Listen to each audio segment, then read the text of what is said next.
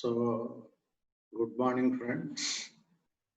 Today we are going to discuss about pressure regulators and air lubricator. So, they are generally, referred to as accessories of compressor. So, essentially used for operating pneumatic circuits. So we know about the accessories of boiler and accessories of gas turbine. So similarly, here we have accessories of compressor. So all these items, they are referred to as accessories of compressor. So which are very essential for operating a pneumatic circuit. Now, here we have three items. The first one is called as air filter, or simply it is referred to as filter for removing the impurities present in high pressure air that is entering the circuit.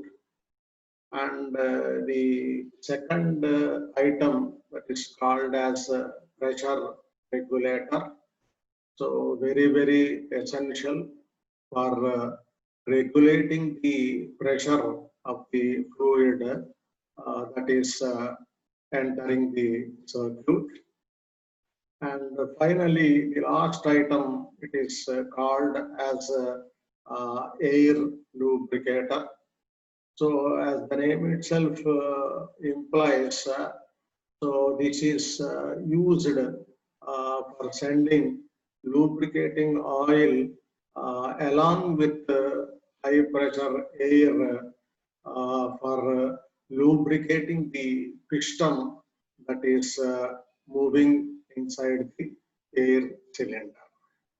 So friends, all these items, the first one called as air filter for removing impurities present in the fluid, and second one is pressure regulator for regulating the pressure of the fluid that is entering the circuit, and finally this air lubricator for lubricating the piston that is moving inside the air cylinder. So friends, all these items, they are called as accessories of compressor. So naturally, they are used for increasing the overall efficiency of the compressor. So therefore, they are placed after the air compressor in the pneumatic circuit, after the air compressor and after the air reservoir. So these items are placed in serial order. So filter is placed in first position and pressure regulator is placed in second position, and air lubricator, which is this item, it is placed in last position. So all these items put together, they are referred to as accessories of compressors, and F for filter, R for regulator, and L for lubricator. So these items are arranged in this particular sequence, and therefore it is referred to as FRL unit. So filter is placed in first position, F for filter, R for regulator, and L for lubricator. So these items are placed in this particular sequence. And in most of the cases, these items are arranged in the form of a single unit. So therefore, it is referred to as FRL unit. So unit consisting of filter and regulator and lubricator in that particular sequence. So very, very essential for increasing or improving the efficiency of the compressor. So therefore, all these items, they are put together, they are referred to as accessories of compressor. So friends, compressor is used for increasing the pressure energy of air or for generating high pressure air, essential for operating a pneumatic circuit. So, and therefore, these items are only required for operating a pneumatic circuit. So, friends, these items which I have told you just now, this air filter, pressure regulator, and air lubricator. So all these items, basically, they are meant for improving the efficiency of the compressor. So therefore, they are referred to as accessories of the compressor. So in this class, we will note down the construction and working of pressure regulators, and also we will note down the construction and working of lubricator.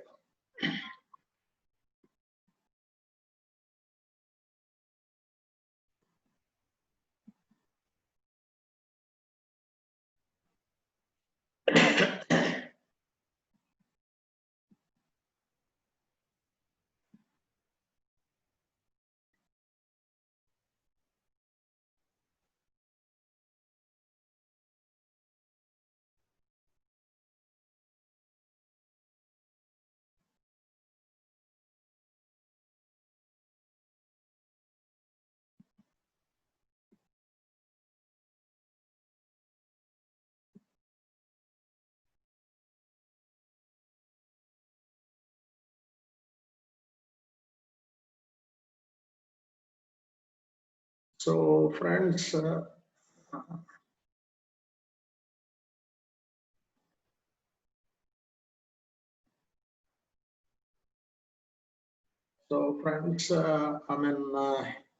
this is the, the diagram, available, but it is placed in reverse direction, upside down direction. So, therefore, I would like to present the arrangement of a regulator. So, in this fashion. So, friends, this is the figure which indicates the, arrangement of the pressure regulator, and here a valve is placed in the bottom portion of the pressure regulator. So it is called as a spring-loaded valve.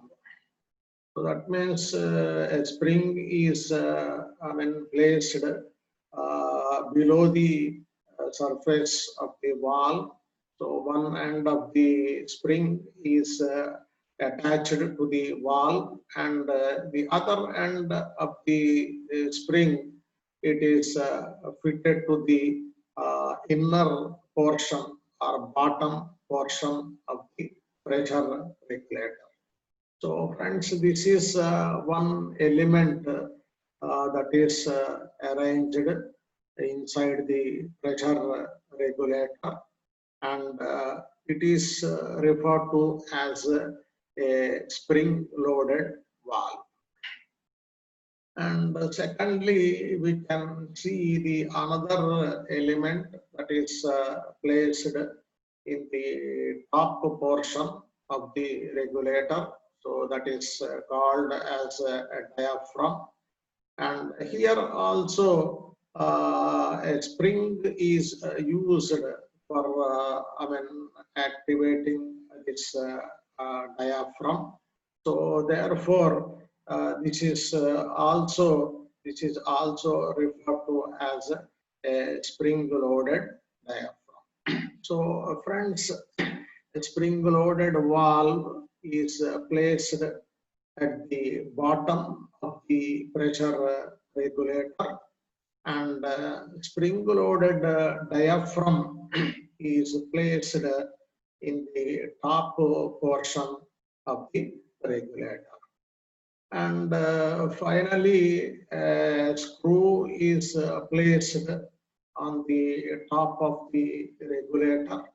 So by rotating the screw in clockwise direction, the diaphragm can be moved in, the elements can be moved in downward direction. And by rotating the screw in anti-clockwise direction, the elements can be moved in upward direction. So this screw is placed at the top of the regulator for keeping the elements in a desired position. And secondly, friends, this spring-loaded valve is ultimately attached to the spring-loaded diaphragm. So we can see a rod that is used for attaching the spring-loaded valve and spring-loaded diaphragm. So therefore, both is during the operation of the circuit, both these elements will be moving in to and fro directions as a single unit. That means if the valve is moving in downward direction, naturally the diaphragm will be also moving in downward direction.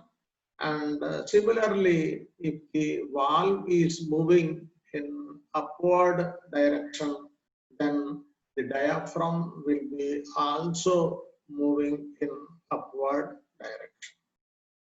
So friends, these are the two elements which are very, very essential for operating this pressure regulator. So the first element called as spring-loaded valve, that is arranged at the bottom of the pressure regulator. And the second element, that is spring-loaded diaphragm, that is arranged at the top of the pressure regulator. So this is about the arrangement of elements placed inside the pressure regulator. Now, friends, three ports are very, very essential for operating this item. So one port is made in this region for allowing the high pressure fluid that is coming from the air filter. So therefore, this is called as the And here we can see the inlet port of the pressure regulator, and this is the outlet port of the regulator. And finally here we have the exhaust port of the pressure regulator. So totally it is provided with 3 ports. So therefore it can be called as a 3-way pressure regulator. So inlet port connected to the pipeline coming from the air filter, and outlet port connected to the pipeline which is entering the DC valve, and finally the air cylinder. And finally, exhaust port is fitted to the pipeline that is entering the atmosphere. So friends, arrangement of passages are very, very essential for operating this item. So this inlet port for supplying high pressure fluid into the pressure regulator. The outlet port for delivering high pressure fluid into the circuit or into the system. And finally, this exhaust port is used for discharging excess fluid into the atmosphere. So friends, these 3 ports are very, very essential for operating this pressure regulator. So therefore, generally, it is referred to as a 3-way pressure regulator. Now, coming to the working of this arrangement, so under normal conditions, inlet pressure will be greater than outlet pressure. So we see the fluid has a tendency, always the fluid has a tendency to flow from high pressure region to low pressure region. So therefore, under normal conditions, the inlet pressure will be greater than the outlet pressure of the regulator. So therefore, fluid will be exerting pressure on the valve. So the valve moves in downward direction, and as a result, it will be coming to, the regulator will be coming to open position. So because of this, the fluid coming from the air filter will be reaching the outlet, and from there it is delivered into the air cylinder of the circuit. So this activity will be taking place under normal conditions. Now, secondly, friends, when this valve is moving in downward direction, the diaphragm will be also moving in downward direction, and therefore it will be closing this passage area. As a result, the exhaust port will remain in closed position. So friends, under normal conditions, inlet will be in contact with the outlet of the pressure regulator, and the exhaust port of the regulator will remain in closed position. So this activity will be taking place under normal conditions. Now, point number 2, under abnormal conditions, outlet pressure will be, exceeding the, inlet pressure. So therefore, lot of pressure will be developed in this region. So therefore, the fluid pressure will be pushing the valve in upward direction. So therefore the valve comes to initial position and it will be coming to, closed position. So under abnormal conditions, supply of air from the source is cut off into the cylinder.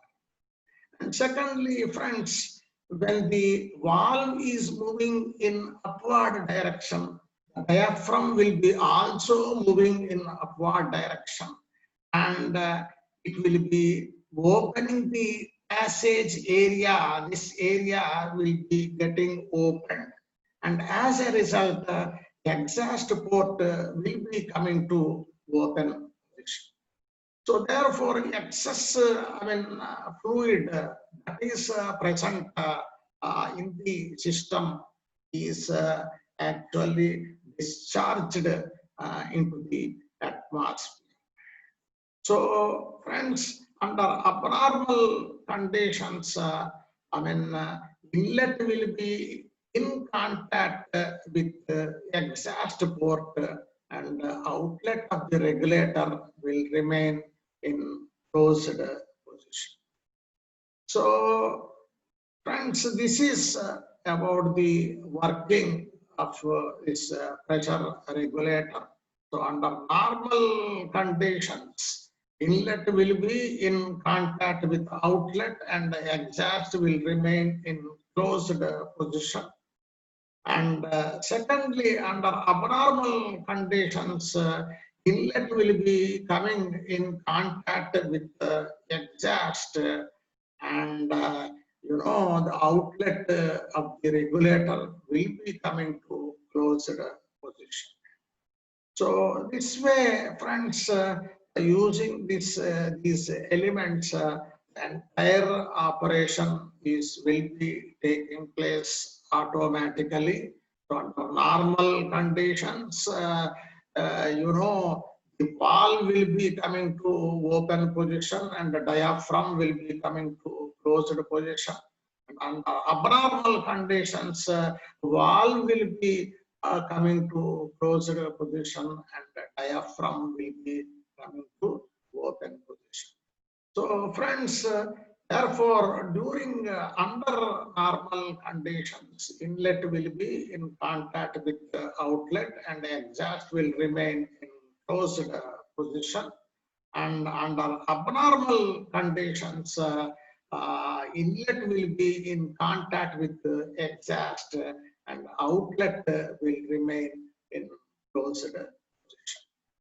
So friends, this is about the arrangement, wonderful arrangement of pressure regulator. This is about the construction and working of the regulator. And all these operations will be taking place automatically during the operation of the circuit. Under normal conditions, automatically the valve will be coming to open position. And under abnormal conditions, automatically the valve will be coming to closed position. So, friends, this is about the construction and working of the regulator. So once again, I repeat, under normal conditions, inlet will be in contact with outlet and the exhaust will remain in closed position. And under abnormal conditions, inlet will be in contact with the exhaust and the outlet will remain in closed position. So for making, for achieving these things, two elements are placed inside the regulator. So spring-loaded valve that is placed at the bottom of the regulator, and a spring-loaded diaphragm that is placed at the top portion of the regulator. So this valve will be controlling the fluid that is entering the circuit, and naturally this diaphragm will be, I mean, controlling the fluid that is entering the atmosphere. So friends, two elements are, I mean, placed inside the regulator. So first element, namely spring-loaded valve for sending high pressure fluid into the cylinder, and the other element, spring-loaded diaphragm, so used for sending excess fluid into the atmosphere. So friends, under normal condition, the valve will be coming to open position and diaphragm will remain in closed position. And under abnormal conditions, only the valve will be coming to closed position, and the diaphragm will be coming to open position for letting off the excess fluid into the atmosphere. So friends, this is about the construction and working of a pressure regulator. Now, generally regulators are, basically provided with the inlet and outlet ports. In addition to these two ports, this exhaust port is also made in this regulator for relieving excess fluid that is present in the system. So therefore, it is called as a relief type of pressure regulator. So friends, if the regulator is provided with an exhaust port, it is called as a relief type regulator or relief pressure regulator. And if exhaust port is not provided in this particular item, then it is called as non-relief pressure regulator. So friends, this non-relief regulators generally, they are used for small and medium operations. And this kind of relief pressure regulators, they are generally used for performing, heavy operations. So friends, this is about the construction and working of a pressure regulator. So as the name itself implies, it is used for regulating the, the pressure of the fluid that is entering into the circuit or entering the system. Therefore, it is referred to as a pressure regulator.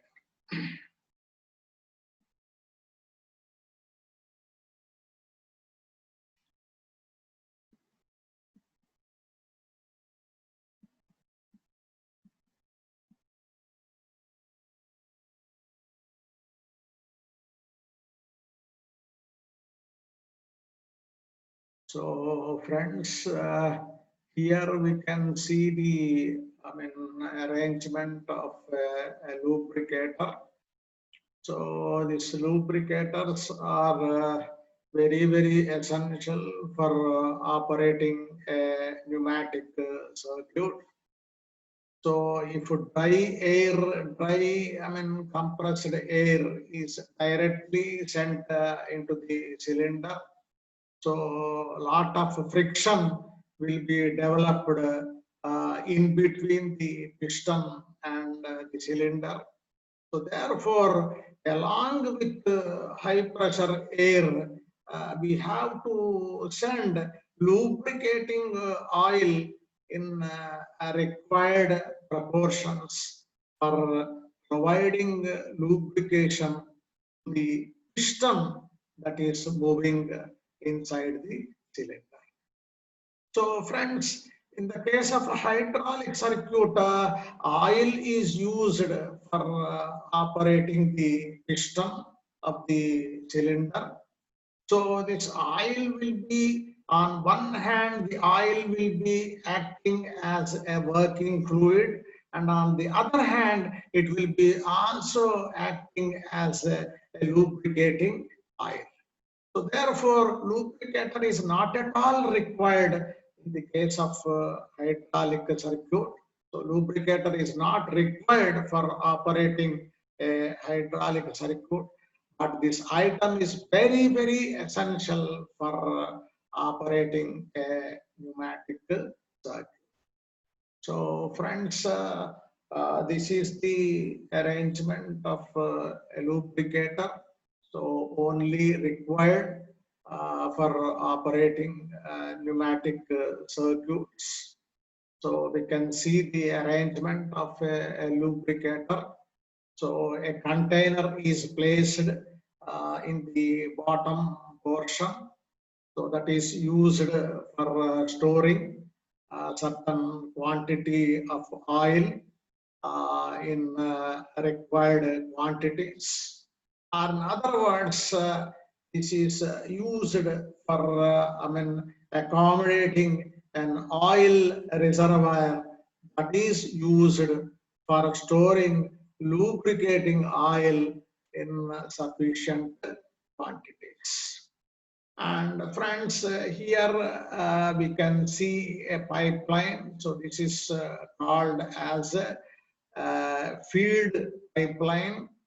So the bottom of the pipeline is submerged in the oil reservoir, and the top of the pipeline is placed in contact with the fuel injector that is arranged at the top of the lubricator. So friends, this container, it is covered by means of a casing. So this casing is used for accommodating the check valve. It's used for accommodating the fuel injector, and for accommodating this screwed elements, and also for receiving the high pressure fluid that is coming from the pressure regulator. So friends, these are the various components of the air lubricator. So a reservoir for storing oil in required quantities, and this feed pump for conveying oil from this reservoir into the fuel injector, and a check valve for controlling the quantity of oil that is entering the fuel injector. So it allows the oil, the liquid or oil, to flow only in upward direction, and at any cost it will not be allowing the liquid from falling back into the reservoir. So therefore it is referred to as a check valve. So friends, oil reservoir for storing oil, this pipeline for conveying oil, and check valve for controlling the quantity of oil entering the injector.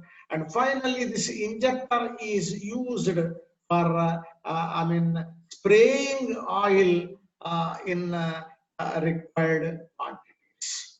So friends, these are the items to be used for preparing the lubricator. And coming to the working of this arrangement, the high pressure fluid will be coming from the pressure regulator, and it will be entering the lubricator. And during this period, this oil is sprayed into the high pressure fluid. So therefore, mixing of air and oil will be taking place. in this particular region. So that is called as air oil mixture. Now this mixture ultimately, I mean, air will be getting mixed up with the oil in suitable proportions, and finally the air oil mixture will be, I mean, flowing in this direction, and by virtue of pressure energy, so it will be reaching the outlet, and finally it is that air oil mixture, it is finally used for operating the piston that is arranged inside the air cylinder. So friends, its lubricator is basically used for mixing air and oil in desired proportions.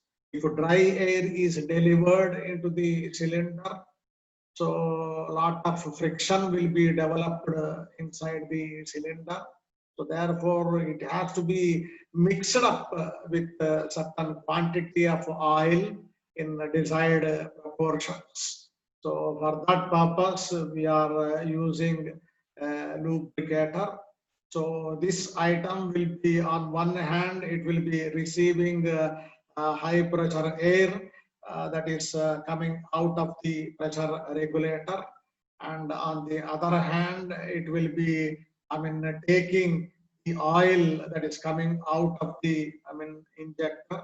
So both the fluids will be getting mixed up to form an air oil mixture, and finally this mixture of air and oil is ultimately it is delivered for operating the piston that is arranged inside the air cylinder.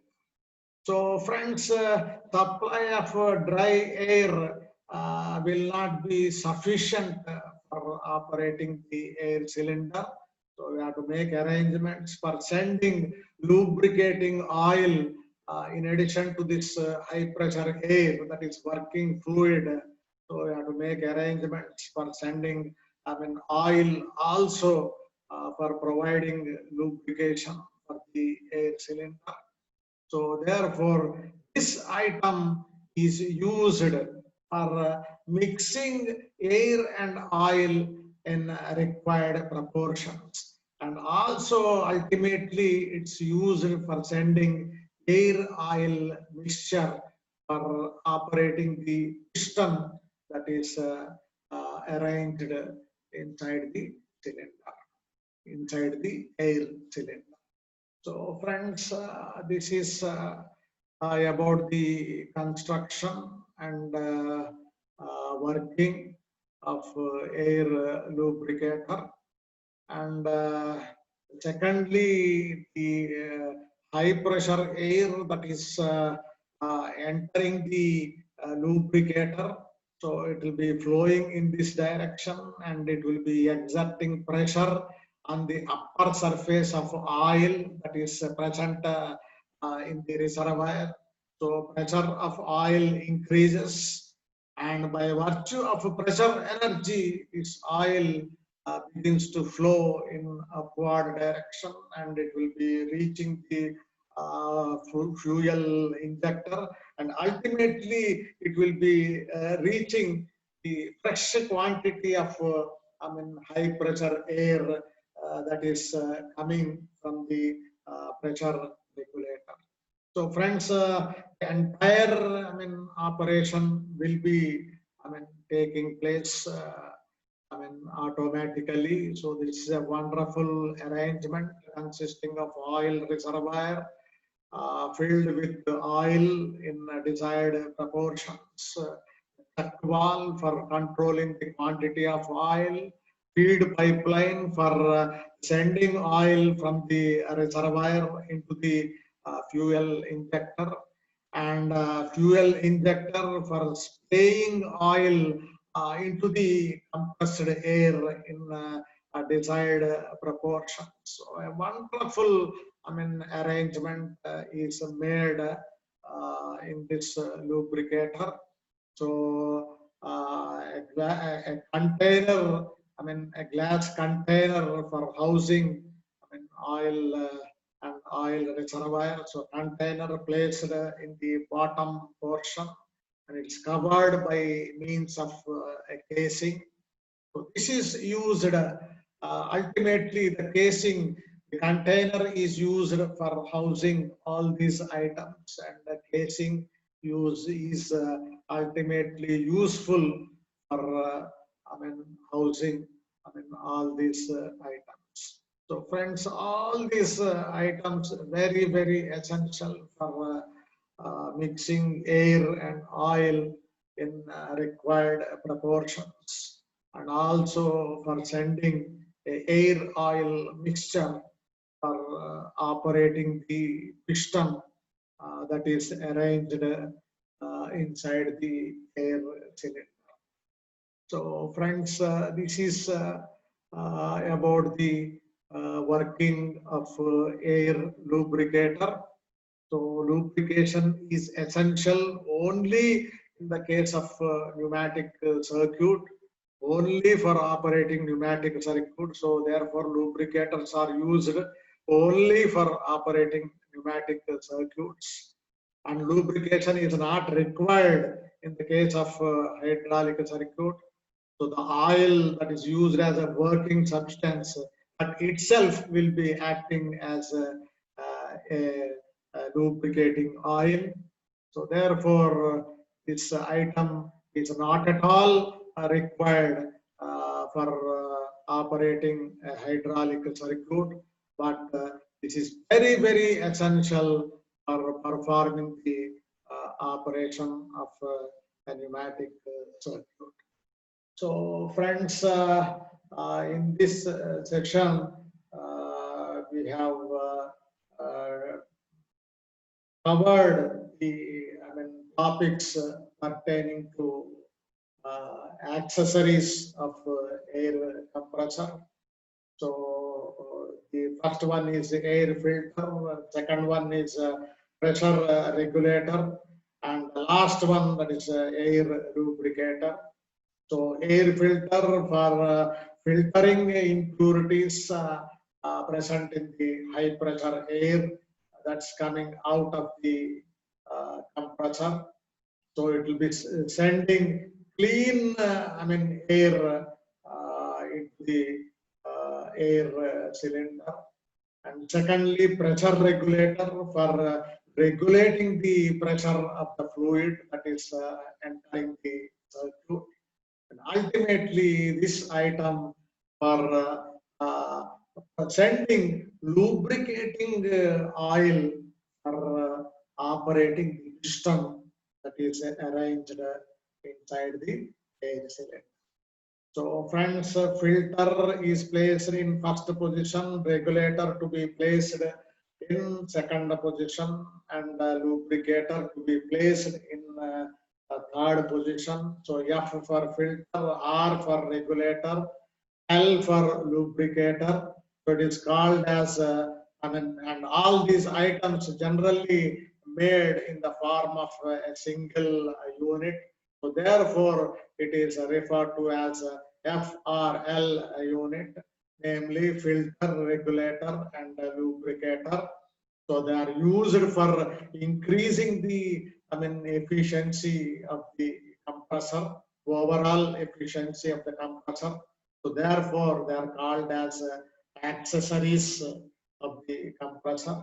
So filter will be sending clean air into the circuit, and regulator for regulating the pressure of the fluid entering the circuit, and lubricator for supplying, I mean, lubricating oil along with high pressure air in required proportions for operating the piston that is arranged inside the cylinder.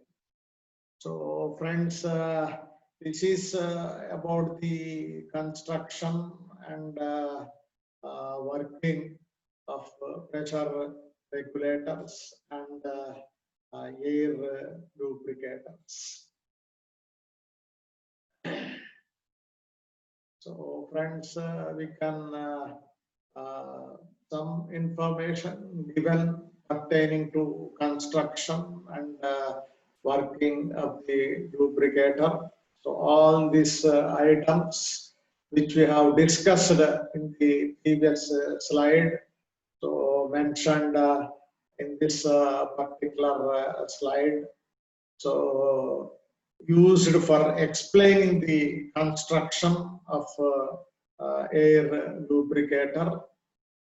And this slide for explaining the working of the lubricator. So all the points are given in sequence. And similarly, this these elements, construction and working of regulator is also mentioned in these slides. So first slide for indicating the ports of the regulator and port connections and so on and so forth.